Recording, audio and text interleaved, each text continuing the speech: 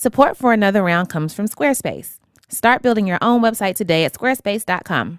Enter offer code Another Round at checkout and get 10% off. What? Squarespace. Build it beautiful.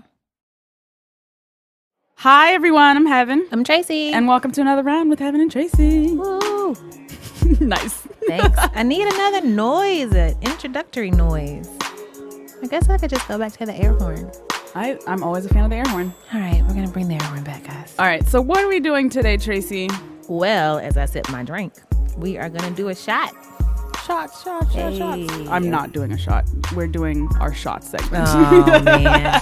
This is a little segment we call On the House, where we answer reader questions. If you have a question, email us at anotherround@buzzfeed.com.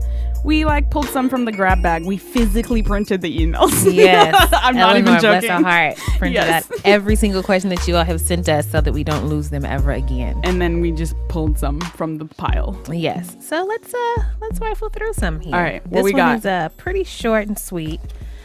I'm a white woman who finds herself attracted to black men. I'm worried that this fetishizes black people. That said, I'm generally attracted to any man who's outgoing and flirty, and it just so happens that the black men I've dated were outgoing and flirty, and because of that, I'm now attracted to black men. What is your opinion of this? What is your opinion on white women and black men as a whole?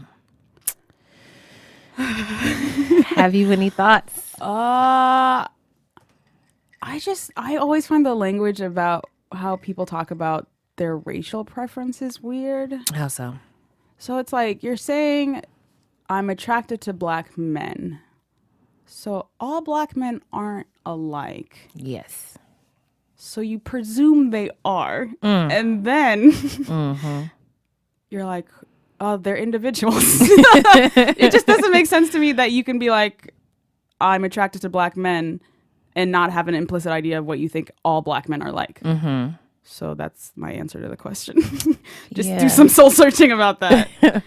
I don't know if I can articulate why I get really weary of this conversation. Oh, yeah. I'm so through with it. Yeah. I mean, you black men are dope. They're gorgeous. Yeah. Why wouldn't everyone be attracted to them? Yeah. It's fine. Now, as far as determining when an interest becomes a fetish, I think that white men are attractive. I would never wonder if I had a fetish for them. I just think that white men are attractive. I think men are attractive, period. Okay. What is it that is making you worry that it's a fetish? Yeah, that's what I mean. Maybe why? It is. That's what I'm saying. If that's the thing that you're wondering about. It's different from saying, my past dating history has been this way because of who I've been around or who my friend circle is. Right. And saying, I'm attracted to black men, which is a totalizing sentence. Yes. So how did you get there? Yeah, how did you get to this point of feeling uncomfortable? What happened? Right. What did you do? Right. And have you ever been on the receiving end of fetishization? Ooh, me? Yeah. Specifically? I mean, whenever a white man approaches me, that's the first thing I wonder is do you like me as a person or do you like me because I'm black? Do you... a new experience. Yeah. Or just an old experience that you just are really, really, really into. So one of my other few first dates that I've been on since being in New York was with a white guy. It's the first and only date I've been on with a white dude. I mean, it was fine. He was a nice guy. What an endorsement. He wasn't a bad guy. I just don't think there were any sparks or anything, obviously, because it was not a second date. But I remembered he asked me first if I had ever dated a white guy before. I'm like, nope, you're my first one. And then I'm like, well, have you ever dated a black woman before? He was like, yeah, almost exclusively since I've moved to New York. Ooh. And I was like, hold on, red flag. Tell me about this. Why, how, why, and how? You can't see me at home, but I'm waving an imaginary red flag. Imaginary red flags. And I feel his aunt, he said that he grew up in I think Illinois or some very small, very, very, very white suburban town, right? And he was like, there just weren't a lot of black women around. And he was like, I got to New York and there were plenty there. And I was like, oh, hey, they're really beautiful. Okay. I was kind of well, I guess that makes sense. If you just didn't have access to black women, I was stretching. I don't know. You're reaching for him, I think. I'm reaching because but I feel that answer, it didn't preclude him having a fetish. But it also wasn't as disgusting as being like, oh, well, black women just, I like their flavor. Or whatever yes. they say to ruin it. Let me taste that chocolate. Don't be this way. Why are you this human? Don't talk to me. No, but Also, we should interview some black men about this because they get this a lot, especially from white girls. There are whole genres of rap about this, about this relationship. True. So yeah, my advice is do some soul searching. Yeah, I mean, remember that black men are humans. They're men. Individuals. That's cool. That's chill. And as far as like what we think about black men and white women, do what you do. Love who you love. I don't think about it. I don't think it's fine. Yeah. Oh man, I hate talking about this with white people. And I wonder why the conversation is still happening. Like there are so many like think pieces. There are decades of think pieces. Yeah. I mean, I think there's just a lot of racial anxiety about intermixing people still. Yeah. But also like power dynamics involved. So in conclusion, it's fine. If you think you may have a fetish, then like Kevin said, do some soul searching. But I mean, everybody should She be does think attracted she has to. a fetish. She's already said that. Yeah, You true. do Okay. if you think it. Okay, so yes. That's true. what I'm saying. I feel like I didn't make that explicit. So do some soul searching. Think about your motivations behind it. And shout out to black men. Y'all cute. I don't know. I fell in love with that white girl. I love them pretty little white girls. All right, we will be back with another question in just a moment. Support for another round comes from Squarespace. With Squarespace, sites look professionally designed regardless of your skill level, and there's absolutely no coding required. It's a totally stress-free experience, unlike your daily commute. Which brings us to this week's episode of Transportation Meditation for all of you who listen in the car, on the subway, or aboard the bus. Traffic is your friend. Traffic allows you to forgive the crazy bad drivers who are given licenses. Seriously, what are you doing? Traffic allows you to think about what you want to say to Carol in accounting, because you have some words for her. Traffic allows you to have some time to think about your fears and release them into the wild. Polluted sky. Traffic allows you to breathe in exhaust and pollution and breathe out with a slight rasp. Traffic gives you time to question all your life choices. Question your job, your significant other, your interpretation of the character Tree Number 2 in your 5th grade musical, and your salary. Traffic allows you to know yourself, because in the end, you are traffic. Start your free trial today at squarespace.com. The site is intuitive and the tools are super easy to use. And if you sign up for a year, you get a completely free domain. When you sign up, make sure to use the offer code Another Round to get 10% off your first purchase. Squarespace. Build it beautiful. I really like this question because I feel like as somebody who graduated from a PWI, that's a primarily white institution, aka Every college whitey university. besides like 8. Yes. I know what it's like to be in this position. Okay, so she writes, I'm one of those woke advocates who both puts work in on the streets and works to inform people via social media. I'm also a human being who has a personal life, has a sense of humor, and is known to be childish when I need to, all part of my self-care routine.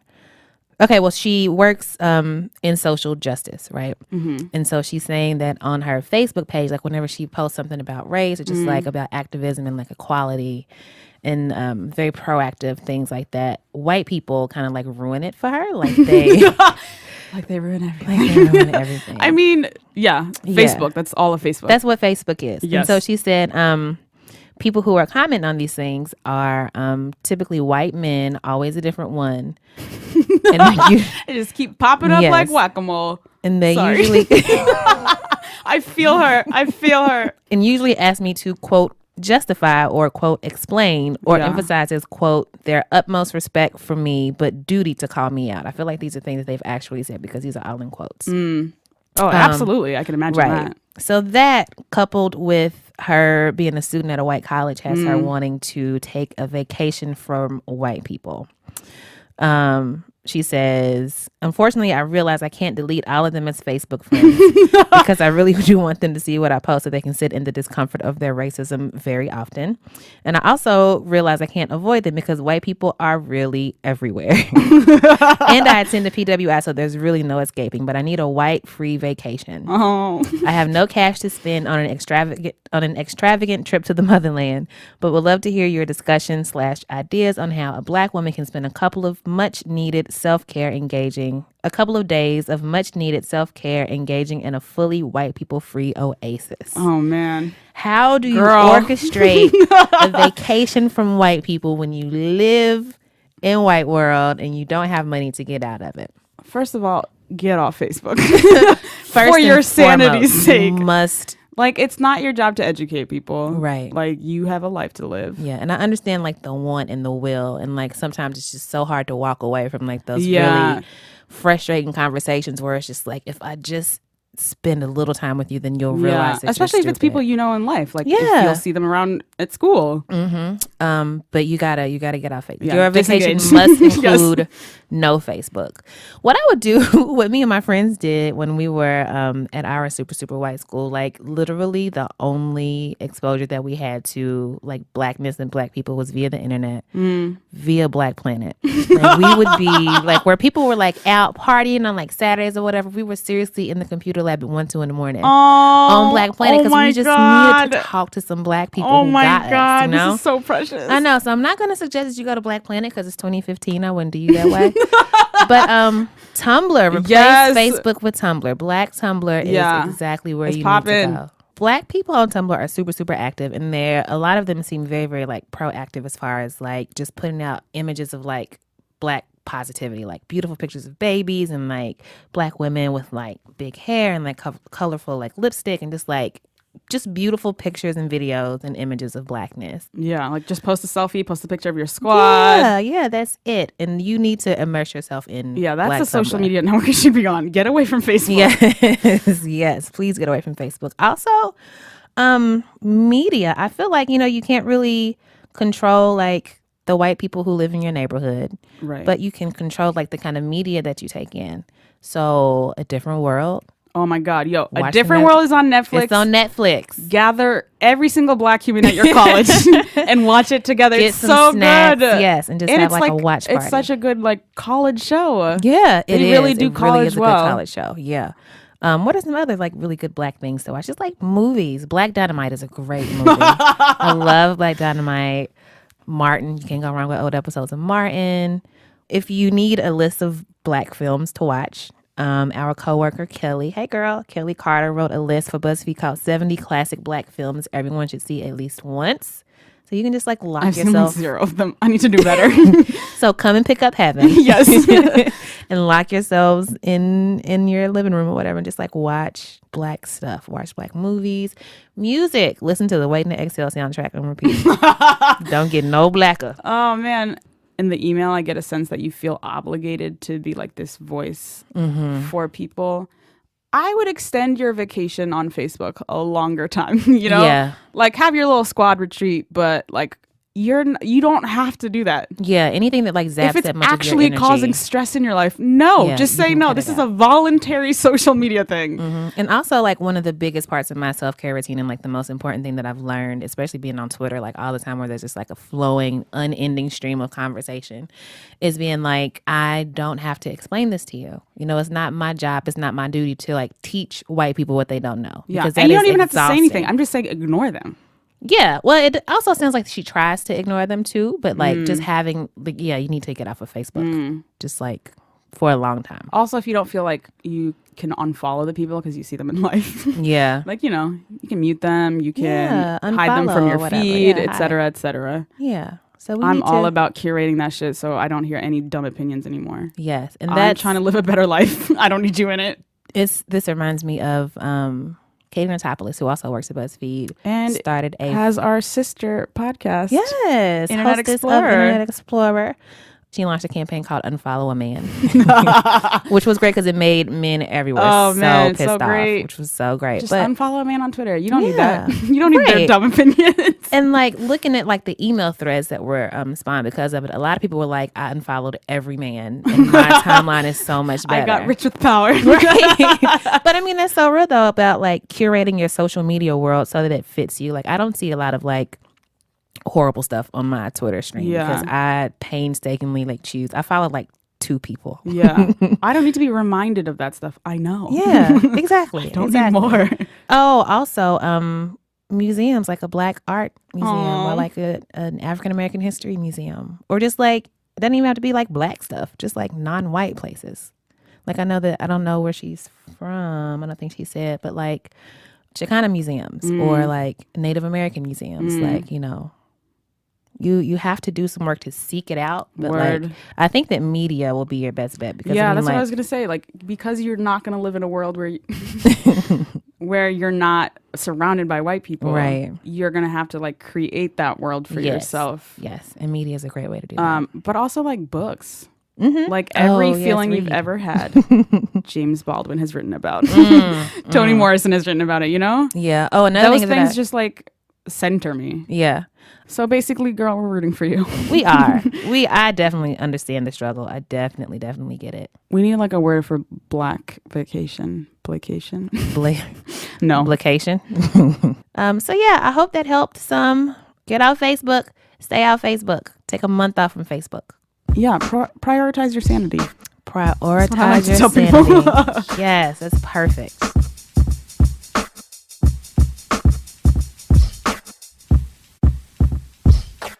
Okay, so we get a lot of questions from white people. Yes. As you can tell.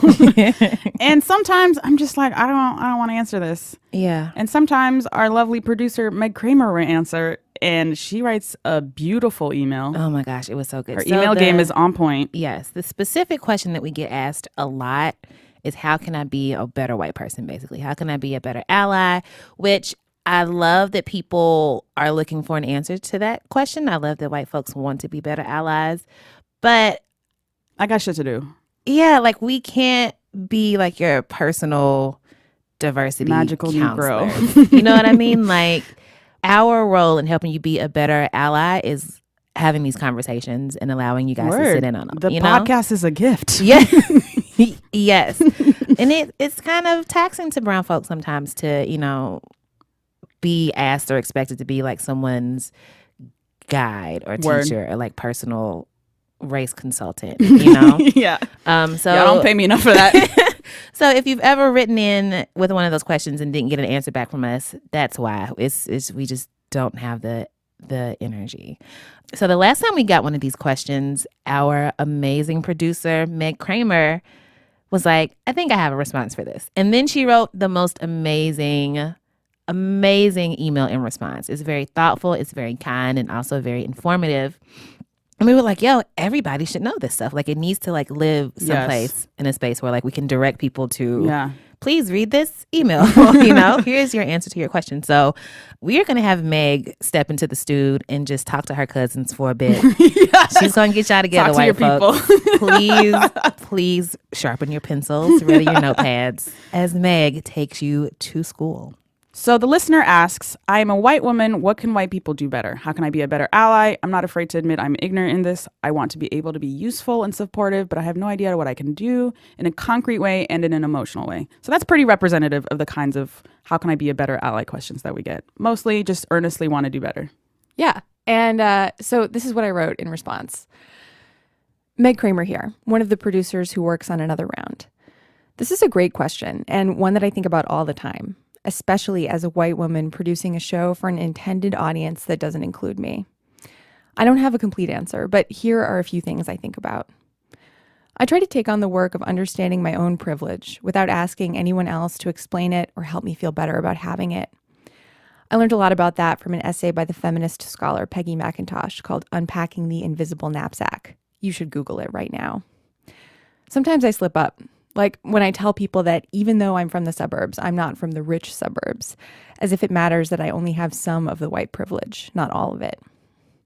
Have you ever had a conversation with a feminist man come grinding to a halt because he starts to complain about how feminists use language that excludes men, even the feminist men? Not all men. I have. Being a good ally often means not being included in the conversation because the conversation isn't about you. It's good to listen. If you feel uncomfortable and excluded because you're white, you should own those feelings. When there's a conversation happening in the news or on Twitter among activists or among writers that I think is important, I try to find a way to amplify it. Listen and amplify. Listen and amplify. These days, that means that I tell a lot of white people to listen to another round.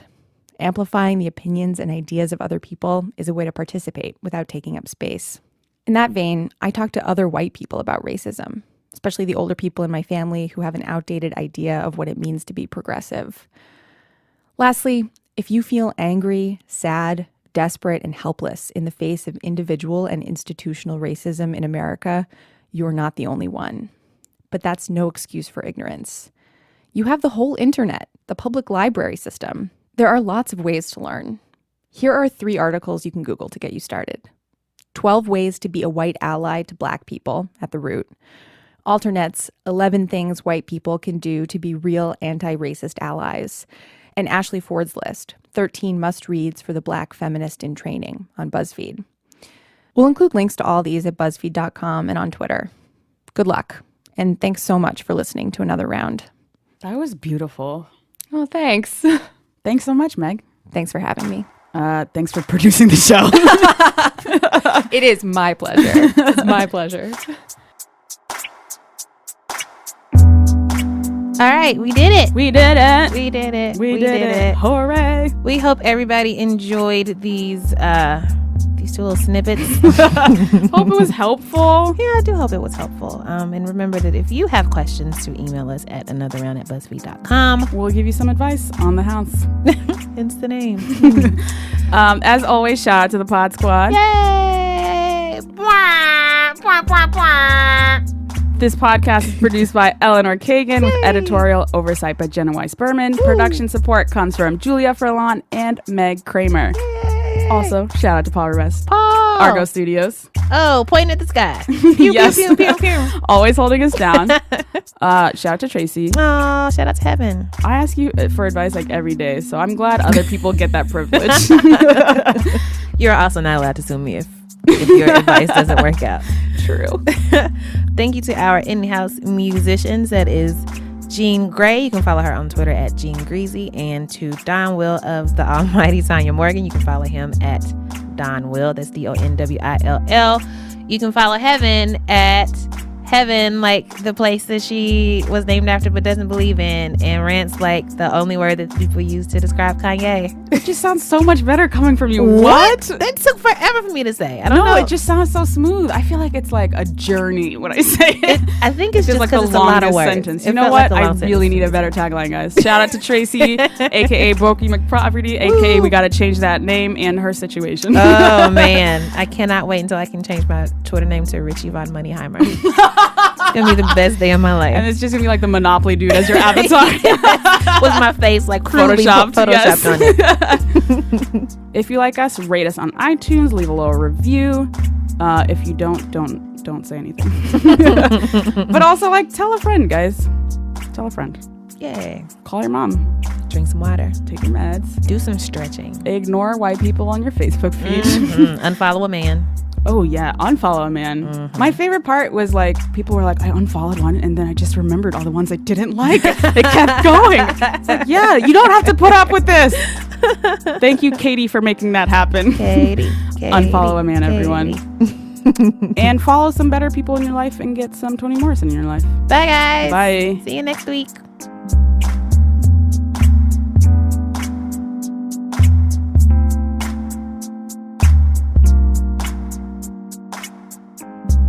I'm worried that this is a form of fetish. I worry that this is a form of fetish. Why can't I say this word? Fetishization. Fetishization. You got this. Can I say You this got word? Fetishization. The more I say it, the weirder it sounds. Fetishization. Fetish. Stop saying it. Read. But I can't say it. I'm All not right, drunk, I just swear. give me this. No, I can do it. Fetishization. Bam. Okay. I'm worried that this is a form of fetish. I have no idea why I cannot do this. I am worried that this is a form of fetish.